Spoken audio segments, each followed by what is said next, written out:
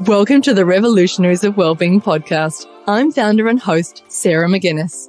The Revolutionaries of Wellbeing, or ROW, is a community of wellbeing managers from organisations around the globe. At ROW, we develop you as a wellbeing leader, giving you a powerful support network, professional development, and workplace wellbeing solutions so that you can focus on giving your employees the right support at the right time. To be stronger, better, and faster at improving wellbeing in your workplace, professional development is key. These discussions on workplace wellbeing are designed to inspire, share ideas, and raise awareness of important issues we can all take action on. The interviews are recorded as part of our monthly Wellbeing Wednesday webinars. With half of people experiencing menopause in their life, this is an important topic with significant impacts on work. But where do we start the menopause conversation? Learning about this life stage is the first step. In this episode, we're delighted to be joined by Niki Bezzant, writer and author of bestselling menopause book, This Changes Everything, The Honest Guide to Menopause and Perimenopause. In this episode, we'll help you understand how you can best support employees, friends or family members going through menopause, and how you can navigate menopause at work if you're experiencing it. My background is in journalism, health, nutrition, writing, and editor. I was editor of Healthy Food Guide magazine for a long time, which some people might remember. And I've spent my career really writing and communicating about health and well-being, and particularly with a focus around that nutrition stuff for a long time. And I guess I got interested in menopause because I got to be 49. And suddenly this topic started to come up on my radar. This was just pre-pandemic, actually, when I started this whole process, which feels like such a long time ago now. But that's really when I started looking at it and looking for information, looking for resources, and kind of discovering that there wasn't much out there, really. And so I felt like there had been quite a stigma and a mystery surrounding menopause in general. And part of the reason for that is because there was just not much, people didn't know much. Including me, I didn't know much at all about this life stage that I was entering into. And so, that it kind of sprung from that. And it was really a process of about 2 years from start to finish of researching and writing the book, which came out at the start of last year now.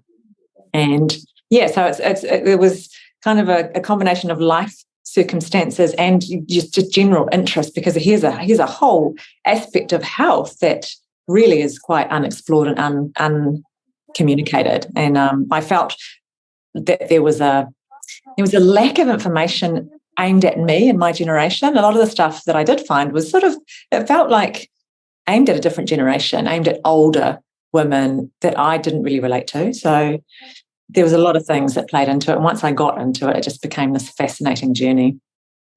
And I think that's such an interesting point around that sort of lack of knowledge or that lack of understanding, because I know when we first spoke and before I read your book, I felt very much the same. I actually don't know all that much. So I thought one of the places that might be useful is if we could get a little bit of a definition around what we're actually talking about with perimenopause and menopause.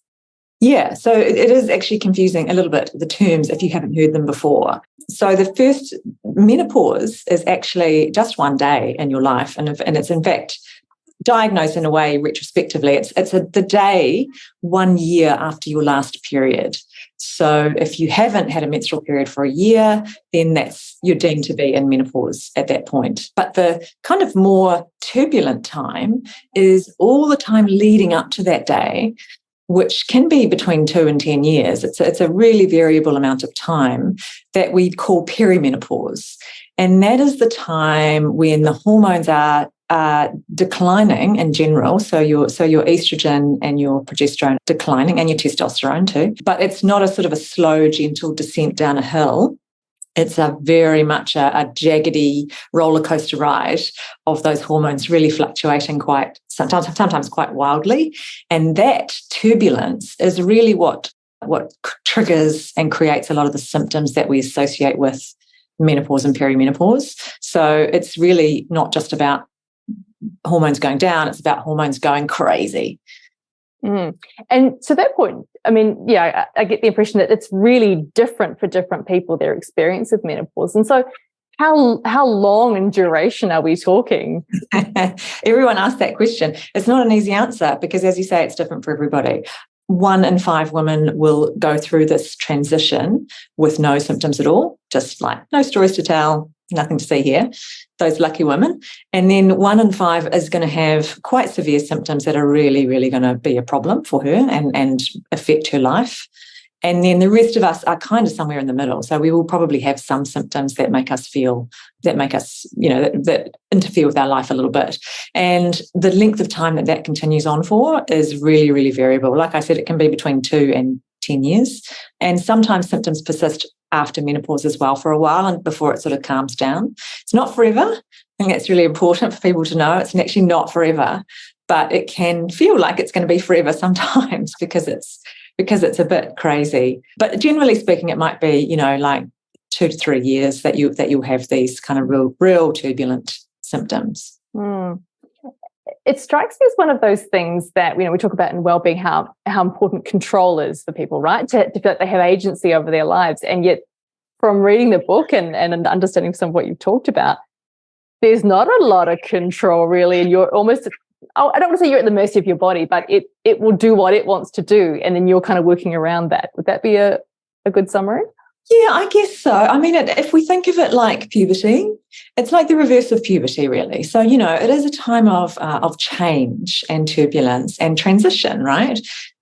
It's not in our control. We are going to go through it. If we are a person with ovaries, we are going to go through menopause, and we can't control it. But we do have a lot of control over how we manage it and how our attitude towards it and how we handle it. There's a lot of things that we can do there. And I guess, I would say this, but my whole thing is really the more we know about it, the more empowered we can feel. There's nothing worse than feeling out of control, I agree, about your body, because when you just don't know what's going on. If you understand what's going on, it's a lot easier to kind of make a plan. And our generation, I think Gen X women are kind of used to making a plan, right? We're used to going, okay, right, here's the problem. How can we deal with it? And that is empowering, that feeling. So actually, when you were researching menopause, and it sounds like you were similar in starting from a reasonably low knowledge base, tell me, what were some of the things that were really surprising or interesting or even curveballs that you found in your research for the book? Look, there's so much stuff that was surprising, to be honest. I guess I was surprised and a little bit sad that so many women, because I talked to many women who are on the journey or who are in the middle of it. One of the things that was quite surprising was how many of those women felt like they were on their own. They felt they had no support. So that was kind of pretty upsetting. I feel like that's changing now a little bit, and it's certainly in the last couple of years. I think it's definitely changed a bit as we are talking about it more. I was also really surprised at the whole story around HRT, around hormone replacement therapy, and how that therapy had been really demonized and had really a really bad reputation, and really for no good reason. It was some poorly communicated research that happened 20 years ago, which really did a huge disservice to a generation of women because of the lack of understanding and knowledge around that treatment and how in fact quite useful it is. It was a big study that was done in 2002, which was poorly. I don't want to get into too long of a story for you, but the study was finished. It was stopped early because of a risk that they saw around breast cancer, increased risk, and the way that was communicated was very poor. And it was a pre-social media age too, if you think about it. And the way that the whole story was told around HRT what it became was, well, HRT is dangerous, and HRT will give you breast cancer, and it is something that we're not prescribing anymore. Doctors stopped prescribing it, women stopped taking it, and a lot of learning around it stopped as well. So we're only kind of coming out of that now in terms of understanding around HRT, and therapies have moved on as well. So it's a shame because there's still a lack of learning amongst medical professionals and a lack of knowledge amongst doctors and just the general public about it. So that was pretty surprising, that whole story, delving into it. Yeah. I thought, and actually that was one thing that struck me in your book was people's different experience of talking to different medical professionals about where they were in menopause and the help that they did or didn't receive. What was some of your experience in talking to people about that? Yeah, I think it's getting better, and I don't want to bag on doctors because I think, they have a really hard job to do, and it is hard to be across everything when you're, especially if you're a GP, right? But the experience of many women has been that the knowledge level amongst GPs is a bit patchy and can be a bit out of date. So you might, if you present to your doctor with what you think are perimenopause symptoms or menopause symptoms, you might sometimes be dismissed, or you might be told, no, you're too young, or, oh, here, have some antidepressants. That happens quite a lot still. Or, no, we don't do HRT. That's dangerous, or that's not a good thing. So there's still, unfortunately, a little bit of a lack of knowledge out there. That said, I think that it's definitely improving, and the education in the medical community is improving as well. But it's still a bit up and down. Yeah. Interesting. It's something that people are slowly becoming more comfortable with talking about. It's a slow change. So more broadly, because I love that in your book you included lots of stories. How did you find that process of talking to people about it? Were they forthcoming? Was it sort of cathartic for them to be finally talking about it, or was there a lot of other emotion attached to it? It was emotional all the way, really. Because women were sharing really private and personal stories with me. So I felt very grateful for that, and very grateful that women willingly came forward to talk to me.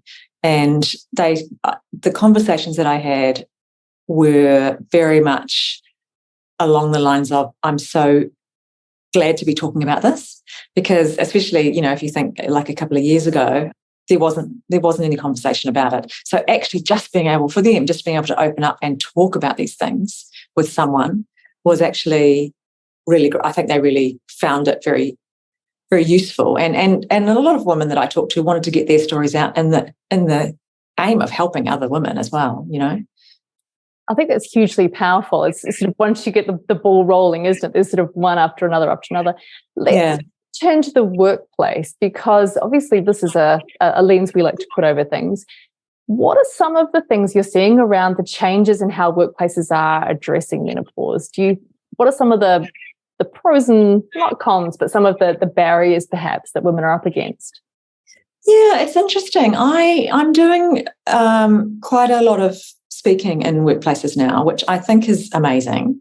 And I'm so grateful to be able to do that work. And I'm seeing demand for that. And, it's really increasing over the last year and a half that I've been doing it. I've been very privileged to go into, dozens of workplaces now, either as webinars or in person, and across Australia and New Zealand. So it is something that is coming up on the radar in the area of wellbeing, and also in the area of diversity, equity, and inclusion. It kind of crosses over into those two groups, into those two areas.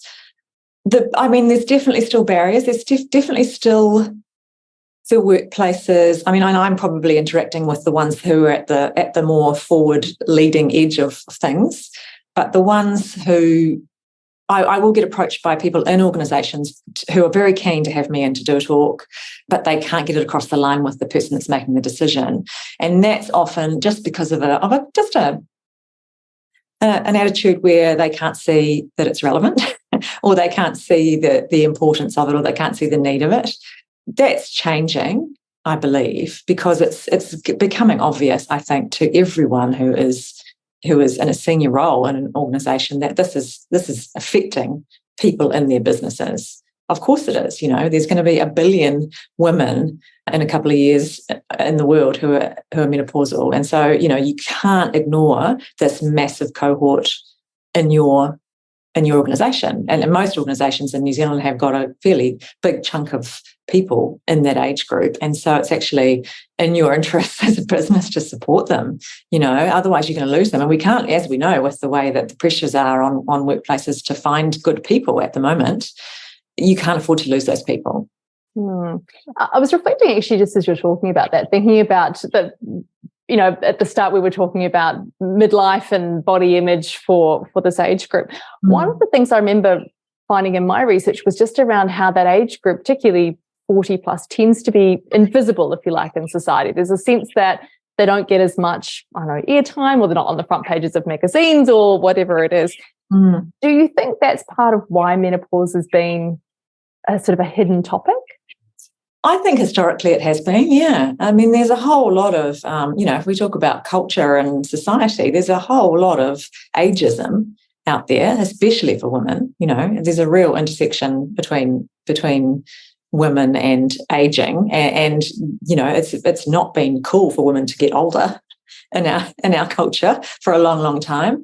I think the difference now is that our generation hitting late 40s, 50s, we are actually not prepared to be sidelined in that way. Like I feel, as I'm sure you do, as I'm sure anyone who is in her 50s out there who's, working, we feel like we're at our height of our career, of our power, in fact. And, no way are we going to be just shuffled off into the corner as irrelevant.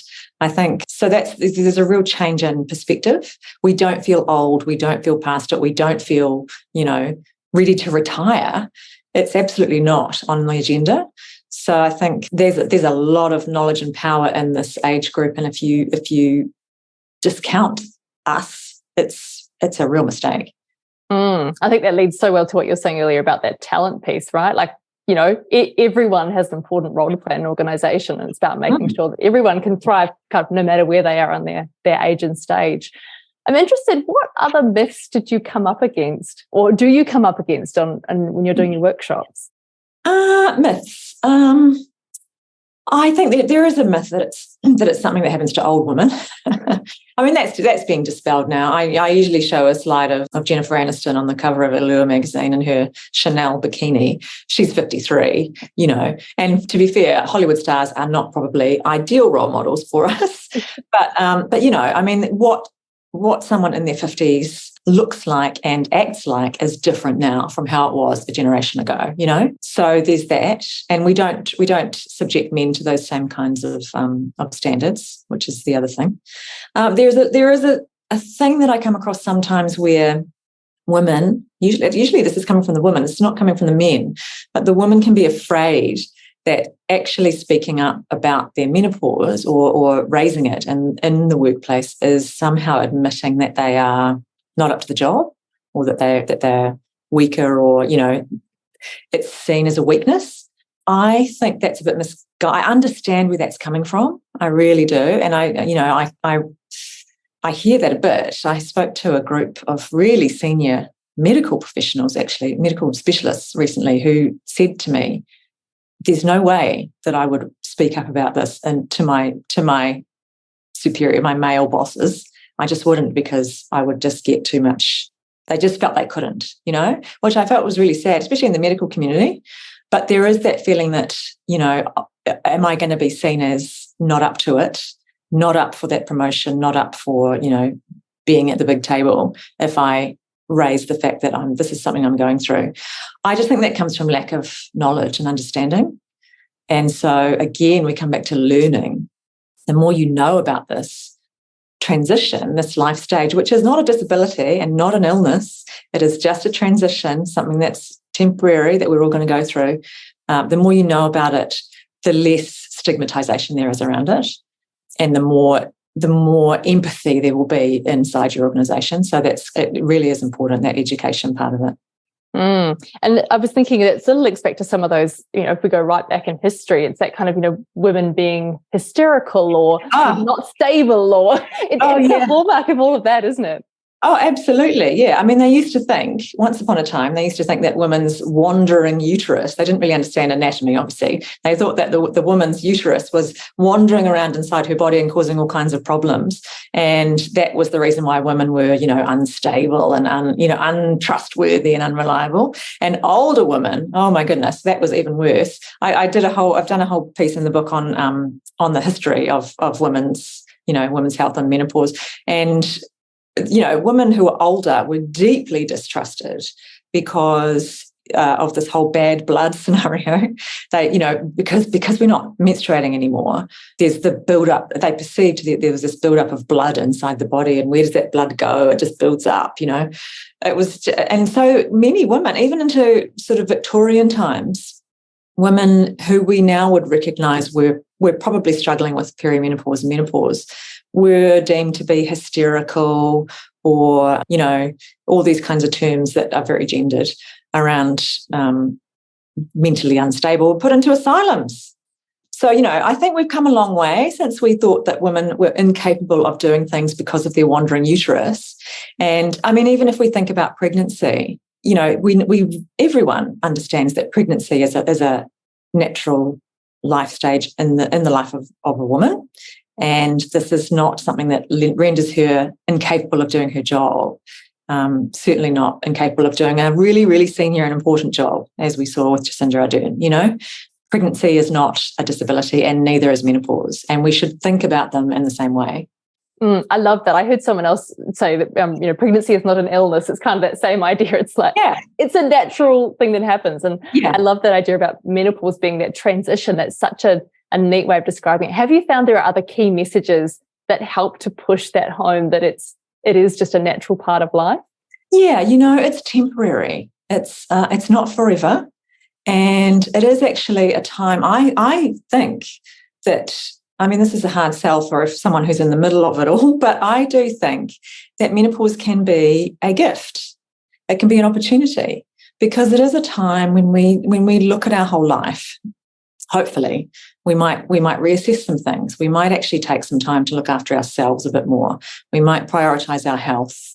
We might think about how we want to be healthy for the rest of our lives, because really, again, it's a transition. And what we do now in this transition will help us to be healthy for the long term. We've got a third or a half of our life left to live, right, after this. And so it's actually a great time to think about how we want that next third or half to be, and make some changes, form some habits that can help us to get there. And so women that you talk to who are out the other side talk about feeling like they have a new power, a new self-knowledge, a new mana, and that is amazing. We need to harness that. So it's as much a biological change as it is a psychological journey as well. Definitely, definitely a psychological journey. And again, I think we the more we can support women through that at work and everywhere, the more we can harness that power, because it is power. So let's talk about in the workplace, for someone who's going through it, what's likely to be their impact on their work if there's someone perhaps who's at that medium to more severe end of the symptoms? Yeah, there can be lots of impacts, and I did a survey as part of my research as well, and the things that came out there were, there's the physical symptoms that can impact your working life, right? So one of the big ones is sleep. Having problems sleeping was one of the main symptoms that women reported to me. And when, of course, we all know when we don't sleep, everything is affected. Everything is just a lot harder. So sleep issues obviously can affect working life. Things like the hot flushes and the other kind of physical symptoms that you might be having can really be problematic in the workplace. Having a flush in the middle of a meeting, or, in the office where you don't have control over the environment, that's distressing and hard. And then the psychological things as well. So women reported a loss of confidence quite often. And I think that relates back to some of the other symptoms. When you're not feeling your best, you feel like your confidence has taken a knock. And that can also be down to things like the brain fog, which can happen where you forget things. This has happened to me, where you just forget the names of things, you forget your train of thought. Again, it's due to changes that are going on in the brain, because there's estrogen receptors everywhere in our bodies, and that a key part where those changes are taking place is in the brain. And again, it's temporary, but it can be incredibly frustrating at the time if you're someone who's used to communicating, and then you suddenly just forget someone's name, or you forget the name of a thing or a place, or, it's really, really frustrating. So those kinds of things. And a lot of women also report mental health issues like anxiety and depression, and which is, again, part of this whole hormonal fluctuation. And those things, of course, have a big impact on you at work and can really knock your confidence around. So there's lots of ways that it can affect women at work, and in different ways depending on your workplace as well, of course. I think depending on the role as well. I imagine where there are some roles perhaps where you're in a more customer-facing role or something else. If there's all these other impacts that may come into play. Yeah.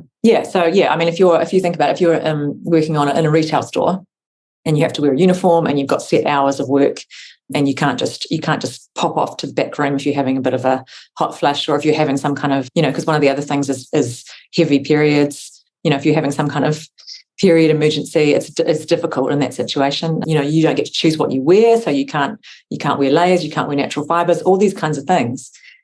That's a different situation to someone who's in a corporate office.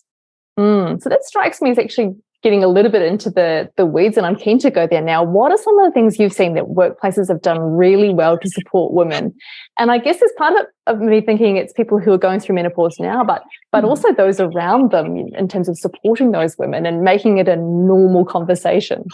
Yeah, well, I mean, you've touched on it there. I mean, the first thing is education, and I mean, I'm that's what I am doing, I guess, by going into an organisation and starting a conversation. That's all I'm doing really with my talk about menopause and what it is and how you can manage some of the symptoms.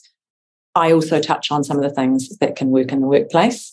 But everyone, and it's really important that everyone in the organisation understands this.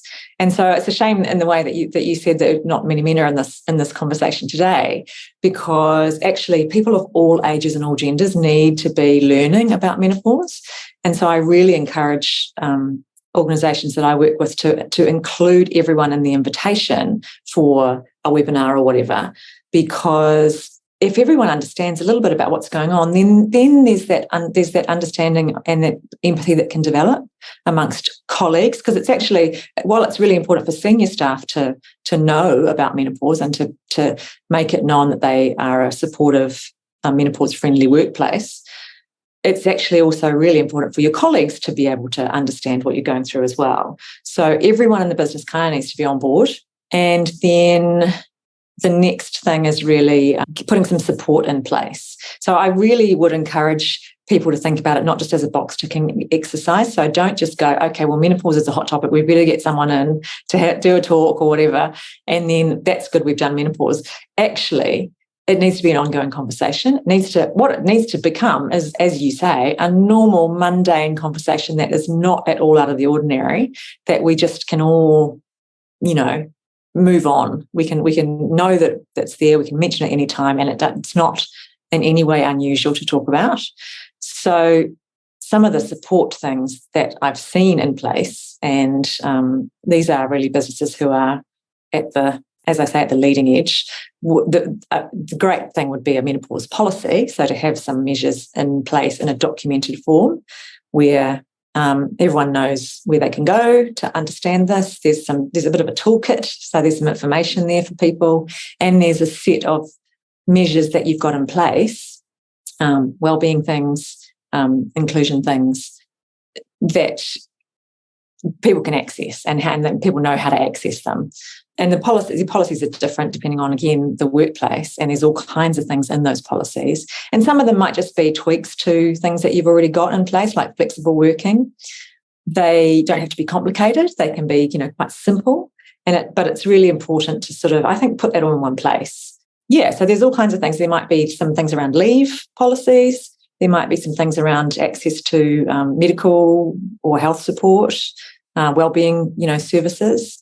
There might be things around conditions in the environment in the workplace, so like temperature control and bathroom access. I mean, really simple things. Quiet spaces and times, even if you're working from home, some times that you block out that you're not going to be interrupted. Obviously, there's things around uniforms, conversation guides for line managers. I think these are important things. How to have a conversation if someone comes to you for support. There's quite a long list of things. Some workplaces have put more informal things, which I think are great, like having menopause champions in the workplace. So finding a few people who want to have a conversation can go to for some more kind of informal support. And then sometimes they'll make groups inside the workplace. So, you might have a monthly coffee catch up or a monthly lunch with everyone just to talk about menopause stuff if you want to. So I think there's tons of things that can happen. Yeah, I love that. I was going to ask about that peer support, because that would seem to me to be almost one of, alongside those other more structural things, one of the most important pieces, because it means you're not alone, as you were saying, the woman's experience, but also it starts to normalize that, hey, others are going through this. We're all in it together. Definitely. Yeah. It's wonderful if you feel like you're not alone, and I think that's, like I said at the start, that's been the experience of a lot of women in the past, where they have just sat there feeling awful and feeling like they're the only one because no one else is talking about it. And, I think it's really important for senior women in particular to actually talk about it too. I think that's a hugely valuable thing for the women coming after you, or the women below you in the organisation, to see that you are experiencing this as well, and to understand that it's okay to talk about it. And to know that if you do talk about it, you're going to be supported. I think that's so powerful. That really talks to that storytelling, doesn't it? That you can still be in those roles and still be effective and achieve what you want to, and go through this at the same time and feel supported. Yeah. I think that's so powerful. Were there other women you've seen come across who have done that storytelling piece and it's had an impact? There definitely are. I mean, I interviewed some women for the book. I interviewed Teresa Gatting, actually, who is obviously a very senior woman in New Zealand business. She did not talk about it. She said she didn't have a rough time through her menopause herself, but she said that she feels like the senior woman that she sees now, and she mentioned Antonia Watson at what's the bank at one ANZ Bank. Yeah. Just had a little menopause brain fog moment there. She mentioned how much she admired her because of the way that she had spoken out about her own menopause. Antonia has written and spoken about it herself. And, for someone in that level of senior role to be talking about it, I think is really powerful. Mm. And it really helps to set the tone, doesn't it, across the organisation around it being an acceptable topic to talk about. Absolutely, yeah. Jumping to it, what advice would you give workplaces to better understand and support those going through menopause? Like, if you had two things workplaces are going to take away from this, what would they be? It would start with that learning education. I think that's the first piece, right? So the more that you understand about this transition, and the more you acknowledge the people in your organisation who are going through it, and the more you educate everyone in the business about it. So just start a conversation, get someone else to come in, or do it yourself, just get a group together and talk about it, but make sure that you include everyone in the business and try and normalize that conversation. That would be the first thing. And then I would say just talk to your people and ask them what would be the things that will support you. What do you think the things that we could do to help you through? What would be some really useful things? Don't assume that everyone wants to talk about it or that everyone wants support. Some women just don't want to, and that's fine. But make sure that you really kind of dig into what would be helpful from a really kind of understand what women want, or what people in menopause want. I should say, I talk about women all the time, but in fact, non-binary people and trans people can also experience menopause, so it's important to acknowledge that as well. So I think it's learning, and then thinking of support, and then just ongoing communication around that support. So making it known that you are a menopause-friendly workplace and that there is support here if you need it. I think it's not hard. It's not groundbreaking stuff. It's the same that you would do for someone for mental health issues, for example, I think, and we've certainly done a lot to destigmatize those things in a working context. And I think that this is the next one. Mm. And then, so for women who are going through, and again, I use that term generally as you do too, going through menopause at the moment, what's some life advice, some advice from your own experience that you would share with them?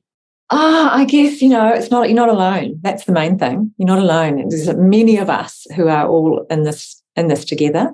And the other thing is, of course, it's not forever. It is temporary. And just think of it as a part of the journey that we're all on. And it's, it can be rough, and it can be one where we do need a bit of extra support, but it's not going to be something that is forever. And so keep in mind that you are going to come out the other side, and to be kind to yourself. I think we're pretty bad at self-talk. We're pretty bad at the negative self-talk and beating ourselves up for what we feel are our failings. This is a time of all the times to be really, really kind to ourselves. I love that message so much. And as someone who is it's on the horizon, I have to say, reading the book gave me such a great insight into actually starting to understand it, because I didn't know much at all, but also some confidence in knowing that there is lots of support and ideas and things out there. One of the only men joining this, I'm interested in your perspectives as well. Yeah, it's been really, really interesting, because prior to meeting you for the first time, Niki, I knew very, very little at all, and there's been a lot of myth busting, and I think probably when you say that what you do isn't groundbreaking, I'd actually really challenge that, because it's something that isn't talked about. And I have a question. I'm not sure how to phrase it in the right way, and what advice would you give organizations to try and broaden people's horizons or get more men involved in this conversation? Yeah, the point that I always make is that if you know a woman, then menopause is going to affect you, right? So while men might feel like a bit icky about it, they kind of need to just get over it, because in fact, the men who do show up to my webinars or talks and to, in person that I talk to, most of them are really interested, actually, and they're very keen to learn, and they actually really do want to be allies. We need men. We need you as allies. It's great to be supporters, but we actually need you to be allies with us as well. So I think if you interact with a woman, and most men have got a partner or a colleague or a sister, or they've got someone in their life who is in this age group who is going to be in this transition as well, and so it's actually very useful to understand a little bit about how that might affect you. I've got a couple of pages in the book which is for men. Like, here's some things, like bullet points. So you don't have to read the whole book. You can just read the bullet points. And I think that the more men who kind of just feel comfortable with this topic, the better, really. Awesome. We just had a message from one of the other men on the chat saying, Niki, it's really informative, interesting, and lots to take away for our business to think about. So thank you for being here sincerely, because I absolutely 100% endorse your comments, Niki. It is so important for men to understand and learn what being a really good ally looks like. Yeah. And the fact that it isn't that hard, and it's not going to, turn your world upside down. It's just about being a good colleague, a good supporter, a good boss, whatever that might look like. And I'd like to turn over to a couple of the other questions that we've got in the Q&A. And has Niki considered looking at endometriosis with a similar lens that has been applied to menopause? Is there any link between endo and early perimenopause?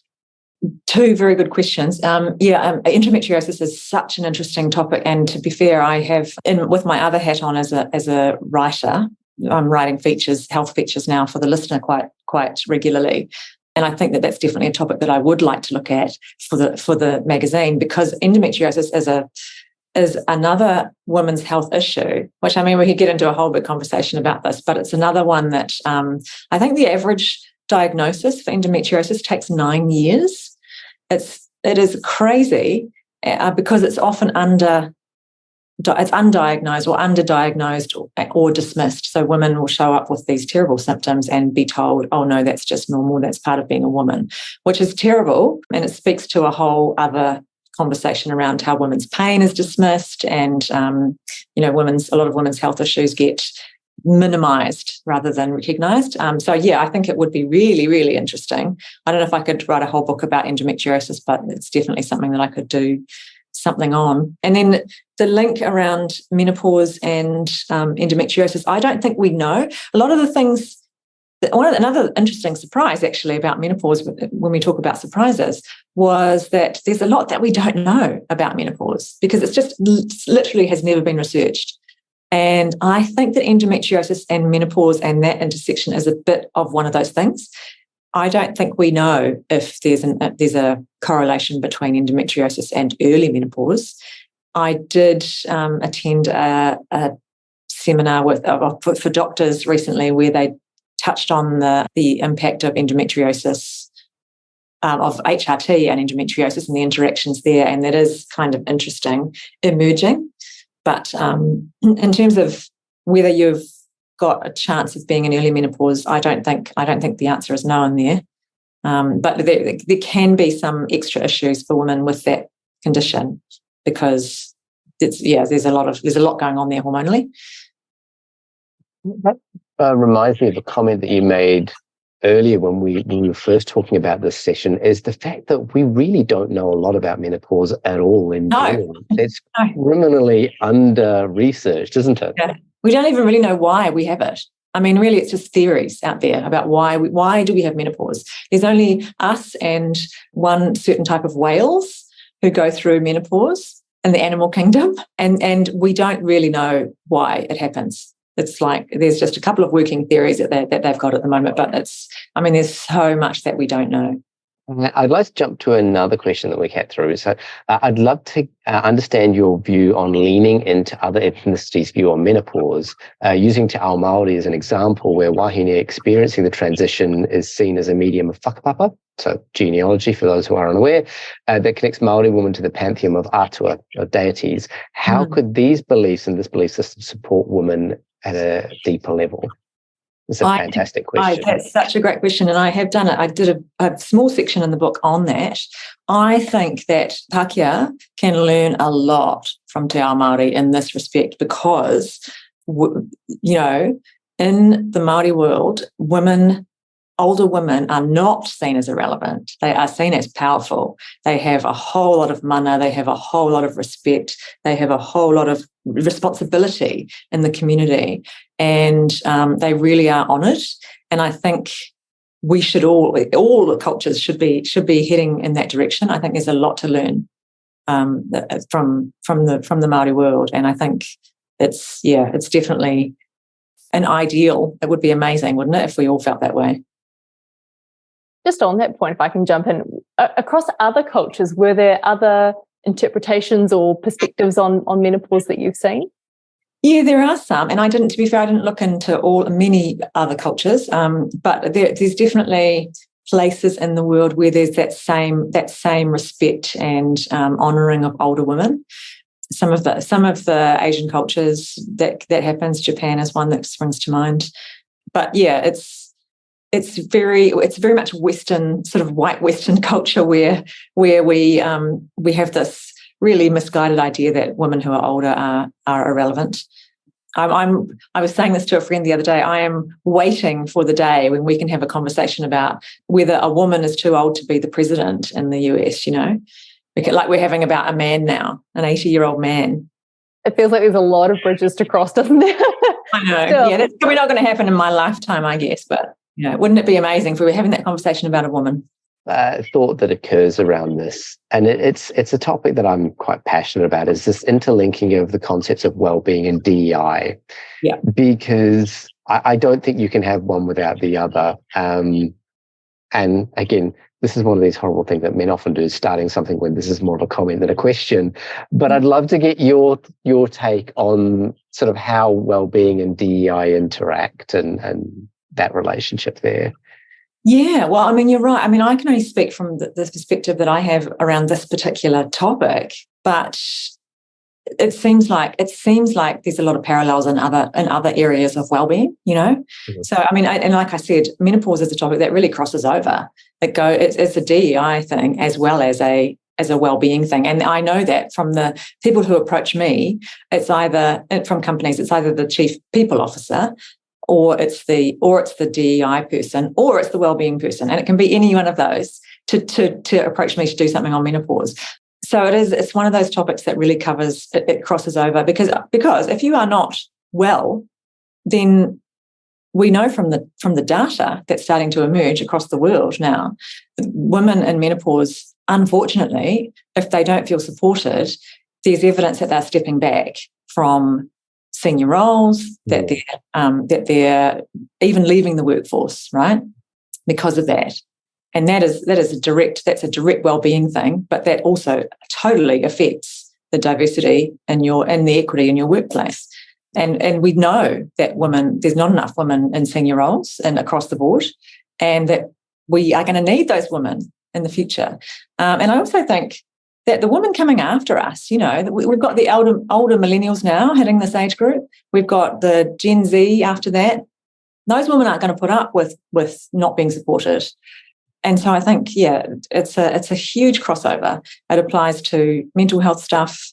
It applies to any kind of health issue, health wellbeing issue that you're going through. If you're not supported in the workplace, then chances are you're going to leave, or you're not going to stay, or you're going to step back. I've had women tell me that they stepped back from promotions, that they didn't feel they were up to it because they just didn't feel supported. And then, the worst case scenario is that they do leave. And then you've got a problem with not enough women in senior roles. So, that's kind of long-winded, but you can see the tightly interlinked relationship. Yeah. Hugely important. Actually, again, real sort of side question here, but I was just thinking about it as you're talking about it. With sort of generations now, or across those generations now on social media, and that was a thing that obviously that wasn't around, a while ago. Do you think that's also helped to increase the visibility around menopause? There's more women talking about it on those bigger platforms? Yeah, I think so. I mean, I'm saying that because I'm on Instagram, and I'm in menopause Instagram in a big way. Like, that's all I see. But I actually, I know that younger women are following this conversation, and I know that that they are feeling a lot more prepared and empowered, really, because we should all know what to expect, right? We should all know what is going to be coming up in our future, and then we just feel like we've got it. We've got a handle on it. We know how to deal with it. We're not surprised because a thing that happened to generations before me and a lot of women in my generation as well is that you just get to this thing that happens to you and you're totally blindsided. You don't know what is going on. A woman talked about waking up feeling terrible, like just particularly the mental health stuff, waking up feeling like a crushing depression that they'd never had before, and not for a long time linking it with the hormonal stuff, with the perimenopause, because it just didn't know that was a thing. And so that shouldn't happen. And I think to your point, that's where that education is just so critical. I was reflecting that, at school, usually they cover puberty, and that might be the last time that you have education on your hormones unless you follow it yourself. Yeah, so in the UK, where they're, to be fair, they're a long way ahead of us in the workplace stuff and in general in menopause education. They have now included menopause in their education curriculum. So when you learn about puberty, you also learn about the other side, the end of puberty, or the end of your reproductive years, which is menopause, which makes total sense, right? To learn about it at school so that you know that that's something that's coming up in your future. It's kind of a no-brainer, but yeah, we don't really do that here yet. Yet. Yes. I love that. Chris, you have a question? Yeah, one of the, again, just an interesting little tidbit, because I had no idea of the links between sort of hormones and estrogen and sleep. Sleep I normally associate with like melatonin or something, but when you mentioned that, sleep or insomnia and things like that was a big issue, that was something I actually didn't know. Yeah, there's a whole chapter in here. Here's my book. There's a whole chapter in here on sleep, because sleep is such a big issue for women in perimenopause. It's something that can really go south, and there's a lot tangled up in there, but there's definitely a hormonal component, and part of it is with flushes and night sweats. If you are waking up regularly because you're flushing, like a hot flush at night is called a night sweat. If you're getting woken up 2, 3, 4 times a night, that is completely destroying your sleep. And the other thing that women talk about is not being able to get to sleep in the first place. So really just losing that ability to fall asleep. It's a massive, massive issue. There's lots that you can do, and HRT can really be helpful there as well. So there's lots of things. And I do sort of go through from the lifestyle end of things, like what are the things that you can do, the real practical lifestyle things, all the way through up to medication things. And of course, for all of these things, there is not just one solution. It's always like a big puzzle, a big holistic puzzle, and you need to look at all of the pieces not just go straight to a medication or a supplement. How do you know when you're at the end of menopause? How do you know you're at the end? Well, I mean, like I said, that menopause day is a marker. So if you haven't had a period for a year, then you're like, okay, great, I'm now officially in menopause. And then from there, ideally, things will just start to calm down. You will have fewer symptoms, and you'll start to feel better and more yourself if you haven't already. It's like how long is a piece of string? You can't really know when the end is, because it's different for everybody. But if you are on HRT, that's a different story because that is sort of evening out the symptoms. And so you won't know really until you transition off that medication and see how you are. Then you'll either have no symptoms and you'll be good, or you'll still have symptoms and then you'll still need to be on the therapy if you want to be. But it's tricky. It's a tricky one to answer that because it's different for everybody, and you kind of just have to experiment. Which I think is probably a neat way of rounding it out, because I think, Niki, if that's one thing I've taken from this conversation, is that there's absolutely some fundamental foundational knowledge we should all have, but then sitting over the top of that is that everyone will have a unique experience of going through it, and so therefore those things in organisations that do offer flexibility depending on what symptoms you're going through, that peer support is really critical to share those stories. But also, whatever we can do to start reducing the stigma and just making it a normal everyday conversation will help people to get through it, get to the other side, and feel as empowered as you're talking about, and that level of confidence. Thanks again for listening today. It's been great to have you along. If you're keen to join the Revolutionaries of Wellbeing, head to Row Wellbeing, that's ROWwellbeing.com, and follow the links to sign up. If you're in our community, thanks again, and we look forward to catching up with you really soon.